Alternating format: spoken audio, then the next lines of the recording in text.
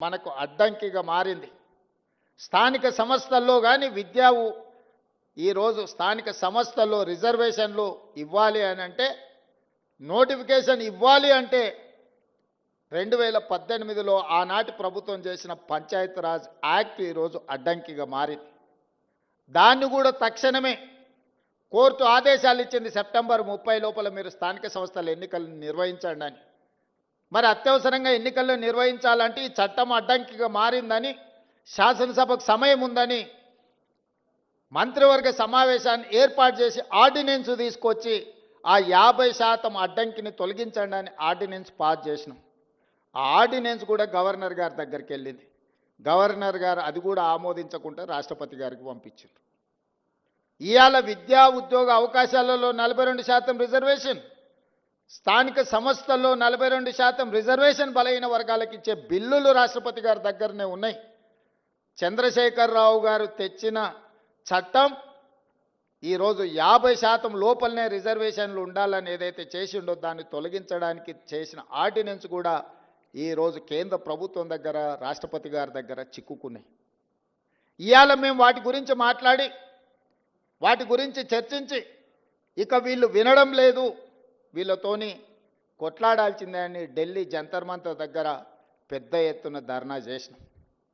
మొత్తం మంత్రివర్గము, పార్లమెంట్ సభ్యులు, శాసనమండలి సభ్యులు, శాసనసభ్యులు, సంఘాల నాయకులందరూ కూడా అక్కడికి వచ్చి వేలాది మంది రోజు మొత్తం ధర్నా చేస్తే, దేశంలో వివిధ రాష్ట్రాలకు సంబంధించిన 100 మంది పార్లమెంట్ సభ్యులు, ముఖ్యంగా తమిళనాడు నుంచి, మహారాష్ట్ర నుంచి, బీహార్ నుంచి, ఉత్తరప్రదేశ్ నుంచి వివిధ రాష్ట్రాలకు సంబంధించిన పార్లమెంట్ సభ్యులు అందరూ కూడా మేము అండగా నిలబడతాం, మీ న్యాయమైన కోరిక సాధించడానికి మేము సహకరిస్తామని వాళ్ళందరూ కూడా అక్కడికి వచ్చి మనకు మద్దతు పలకడం జరిగింది.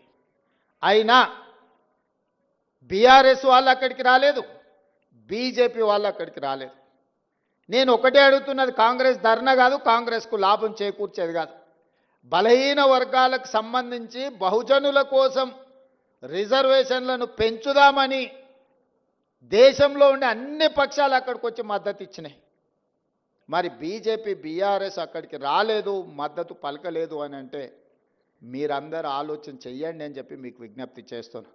నేను ఆరోపణలు చేయదలుచుకోలే, నేను విమర్శించదలుచుకోలే, కానీ సమస్యను పరిష్కరించే శక్తి వాళ్ళ దగ్గరనే ఉంది. ఈరోజు అడ్డుపడుతున్నది కిషన్ రెడ్డి గారు, మోడీ గారు కాదా? ఈరోజు రాష్ట్రపతి దగ్గర చిక్కుకున్న విద్యా ఉద్యోగ అవకాశాలలో 42% రిజర్వేషన్, స్థానిక సంస్థల్లో ఇవ్వాల్సిన 42% రిజర్వేషన్, చంద్రశేఖరరావు గారు తెచ్చిన 50% పరిమితిలోనే రిజర్వేషన్లు ఉండాలని తెచ్చిన ఆర్డినెన్స్ తొలగాలి అని అంటే కిషన్ రెడ్డి, మోడీ గారు రాష్ట్రపతి గారికి చెప్పాలి. అడ్డంపడే మీరు తొండివాదన, మొండివాదన చేస్తున్నారు. ఇందులో మీరు బీసీ రిజర్వేషన్లలో ముస్లింలను కలిపినరని, చదువుకున్న వాళ్ళు, కేంద్ర మంత్రులుగా పనిచేస్తున్న వాళ్ళు, ఈ దేశంలో రాజ్యాంగంలోనే ప్రొవిజన్ లేదు, మత ప్రాతిపదికన రిజర్వేషన్లకు తావు లేదు. మత ప్రాతిపదికన ఏ రిజర్వేషన్ ఉన్నా 2 నిమిషాలలో సుప్రీంకోర్టు కొట్టేస్తుంది. మేము పంపించిన బిల్లుల్లో కానీ, మేము పంపించిన ఆర్డినెన్స్లో కానీ ఎక్కడైనా మత ప్రాతిపదికన 1% 0.1% రిజర్వేషన్ అయినా ఉందా మీరు చూపించండి అని చెప్పి బీజేపీ, బీఆర్ఎస్ నాయకులను నేను అడుగుతున్నా. ఎందుకు అబద్ధాలతోని బలహీన వర్గాలను అడ్డుకుంటున్నారు, బహుజనులకు అన్యాయం చేస్తున్నారని నేను వేదిక మీద నుంచి అడగదలుచుకున్నా. చట్టంలో ఎక్కడా లేదు. నిజంగానే ఒకవేళ ముస్లిం రిజర్వేషన్లను తీయాలన్న ఆలోచన మీకు ఉంటే, మీ సిద్ధాంతమే అదైతే, నాగ్పూర్లో ఆర్ఎస్ఎస్ కేంద్ర కార్యాలయం ఉంటుంది. 1970 నుంచి దాదాపుగా 20-25 ముస్లింలో ఉన్న, ముస్లిం మతాన్ని పాటించే సామాజిక వర్గాలకు బీసీ రిజర్వేషన్ మహారాష్ట్రలో ఉంది. మీరు తొలగించగలరా? గుజరాత్, నరేంద్ర మోడీ గారు పుట్టి పెరిగిన గుజరాత్ రాష్ట్రంలో ఈరోజు ముస్లిమ్స్కి బీసీ రిజర్వేషన్లు వస్తున్నాయి. నరేంద్ర మోడీ గారు గుజరాత్లో తొలగించగలరా?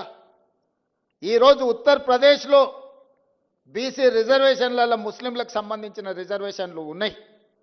ఉత్తరప్రదేశ్ నుంచి ప్రధానమంత్రిగా ఉన్న నరేంద్ర మోడీ గారు మీరు ఉత్తరప్రదేశ్లో తొలగించగలరా?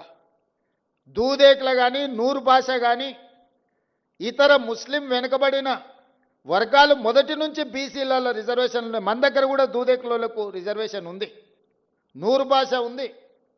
అదేవిధంగా బార్బర్ కమ్యూనిటీ కటింగ్ చేసే వాళ్ళు ముస్లింలలో ఉన్నారు, కుల వృత్తులు బట్టలు ఉతికే వాళ్ళు ఉన్నారు, దూది నేసే వాళ్ళు ఉన్నారు. వీళ్ళందరికీ కూడా బలహీన వర్గాల కింద రిజర్వేషన్లు ఉన్నాయి. 50-60 సంవత్సరాల నుంచి వాళ్ళకి రిజర్వేషన్లు ఉన్నాయి. ఇవాళ కొత్తగా ఎవరు ఇచ్చింది లేదు. ఈ ముసుగు దొడుక్కొని, ముస్లిం ముసుగు దొడుక్కొని బహుజనులకు అన్యాయం చేయాలి, బహుజనులకు రిజర్వేషన్లు ఇవ్వద్దు అని కొన్ని రాజకీయ పక్షాలు అడ్డుకుంటున్నాయి. ఇవాళ నిజంగానే తెలంగాణ రాష్ట్రంలో మేము ఇస్తే, మేము చేసిన చట్టంలో ఎక్కడైనా ఉంటే చూపించండి. అబద్ధాల ప్రాతిపదికన దెబ్బతీయాలి మా ఆలోచనని, రాహుల్ గాంధీ గారి విధానాన్ని. రాహుల్ గాంధీ గారి మీద కోపం ఉంటే వారి మీద ప్రదర్శించండి. చాలా కేసులు పెట్టారు, ఇంకా 4 కేసులు పెట్టండి. కానీ ఆయన నమ్మిన సిద్ధాంతాన్ని దెబ్బతీయడానికి ప్రయత్నం చేయొద్దు అని చెప్పి కేంద్ర ప్రభుత్వానికి నేను విజ్ఞప్తి చేస్తున్నా. ఆయన సంపూర్ణంగా విశ్వసిస్తున్నాడు, ఈ సమాజంలో సమూలమైన మార్పు రావాలంటే బహుజనులు నిలదొక్కోవాలి, బహుజనులు ఆర్థికంగా విద్య ఉద్యోగాలలో ఎదగాలి అనేది రాహుల్ గాంధీ గారి విధానం. ఆ విధానాన్ని అమలు చేయడమే నా బాధ్యత, మా ఉప ముఖ్యమంత్రి బట్టి విక్రమార్క గారి బాధ్యత. రాహుల్ గాంధీ గారు ఏ సూచన చేసినరో 100% అమలు చేయడం మా బాధ్యత. ఇవాళ క్రమంలో వస్తాయి సమస్యలు, మాకు తెలుసు. ఆ సమస్యల్ని పరిష్కరించుకుంటూ ముందుకు వెళ్తాం. సమస్య వచ్చినప్పుడు, సమస్య మీద మేము కొట్లాడినప్పుడు మీరు అండగా నిలబడాల్సిన నైతిక బాధ్యత మీ వైపున ఉన్నదని చెప్పి నేను భావిస్తున్న ఈ వేదిక మీద నుంచి. మీకోసమే నిలబడి కొట్లాడినప్పుడు నైతికంగా మీ మద్దతు మాకుంటే మాకింకా ధైర్యం వస్తుంది, దాని అమలు వేగంగా చేయగలము. మీ అందరు అండగా నిలబడాలి. చివరగా ఇంతకుముందు మిత్రులు పొన్నం ప్రభాకర్ గారు చెప్పిన ఉస్మానియా యూనివర్సిటీ వైస్ ఛాన్సలర్ వస్తే నేను చెప్పిన, ఇప్పుడు గ్రామాలలో ప్రభుత్వం దగ్గర భూములు లేవు. అసైన్మెంట్ పట్టాల పేరు మీద ఎస్సీలకో ఎస్టీలకో బీసీలకో ఇవ్వడానికి ప్రభుత్వం దగ్గర ఆర్థిక వెసులుబాటు లేదు. కావలసినంతగా కార్పొరేషన్ల నుంచి మీకు సహాయం చేయడానికి ప్రభుత్వానికి ఉన్న చిత్తశుద్ధి ఒక్కటే, మీరు బాగుపడాలి, మీ తలరాతలు మారాలి అని అంటే చదువు ఒక్కటే పరిష్కారం. అందుకే young India integrated residential schools SC ST BC minority పిల్లల్ని ప్రతి నియోజకవర్గంలో 200 కోట్ల రూపాయలతో ఈరోజు డైట్ ఛార్జెస్ కానీ కాస్మెటిక్ ఛార్జెస్ కానీ పెంచి, విద్య ఒక్కటే మీ జీవితంలో మార్పు తీసుకొస్తుంది, మీ తలరాతలు మారుస్తుంది. ఇబ్రహీంపట్నం దగ్గర ఉండే మధు యాస్కి గారు ఈరోజు అమెరికాకి వెళ్ళి ఒక గొప్ప న్యాయ కోవిదుడు కాగలిగిండంటే చదువుకోవడం వల్ల కాగలిగిండు. బట్టి విక్రమార్క గారు ఉప ముఖ్యమంత్రి అయిందంటే చదువుకోవడంతోనే అయిండు. పెద్దలు కేశవరావు గారు మాకందరికీ ఆదర్శప్రాయుడు అయిందంటే చదువుకోవడం వల్ల అయ్యిండు. ఈరోజు పొన్నం ప్రభాకర్ మంత్రి అయిందంటే చదువుకోవడం వల్ల అయ్యిండు. ఇక్కడున్న యువకులకు నా సూచన ఒక్కటే, చదువు ఒక్కటే మన తలరాతను మారుస్తుంది. మీకు నాణ్యమైన చదివిచ్చి మీ అర్హత తగ్గ ఉద్యోగాన్ని ఇచ్చే బాధ్యత కాంగ్రెస్ ప్రభుత్వం తీసుకుంటుంది. ముఖ్యమంత్రిగా నేను తీసుకుంటా. మీరు మా కుటుంబ సభ్యులు.